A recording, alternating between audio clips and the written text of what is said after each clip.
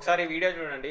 High rise apartments లో top floors లో లక్షలు ఎక్కువ పెట్టి ఫ్లోర్ రైజ్ చార్జెస్ కి అపార్ట్మెంట్స్ కొందామని చూస్తున్నారు. ఒకసారి ఆలోచించండి, ఎప్పుడైనా ఇలాంటి ఫైర్ యాక్సిడెంట్ ఆక్యుపెన్సీ వచ్చిన తర్వాత, లైక్ మనం వెళ్ళి దిగిన తర్వాత జరిగితే ఏం చేస్తారు ఆ టైంలో? ఓకే, రెఫ్యూజ్ ఏరియా ఉంటుంది, అక్కడ నిల్చొచ్చు. కానీ ఒక్కొక్కసారి ఏంటంటే ఇంట్లో పెద్దవాళ్ళు ఉంటారు, వాళ్ళు స్టెప్స్ దిగలేరు. అప్పుడు చాలా ఇబ్బంది అవుతుంది కదా ఇట్లాంటి సిచ్యువేషన్స్ వచ్చినప్పుడు. మొన్న నాకు ఒక పర్సనల్ ఎక్స్పీరియన్స్ జరిగింది. ఒక 15 ఫ్లోర్స్ బిల్డింగ్ లో నేను 15th ఫ్లోర్ కి వెళ్లాల్సి వచ్చింది. ఆ టైంలో అనుకోకుండా వాళ్ళకి జనరేటర్స్ వర్క్ చేయలేదు అండ్ లిఫ్ట్స్ కూడా పనిచేయలేదు. కరెంట్ పోయిందో ఏదో అయింది, ఇష్యూ నాకు ఎగ్జాక్ట్ గా తెలియదు. నేను 15 ఫ్లోర్స్ మెట్లు ఎక్కి పైకి వెళ్లాల్సి వచ్చింది, మళ్ళీ 15 ఫ్లోర్స్ మెట్లు దిగి కిందికి రావాల్సి వచ్చింది. అన్ని టైమ్స్ లో మనకి ప్రతిసారి లైఫ్ లో అన్ని మనకు అనుకూలంగా ఉండవు కదా.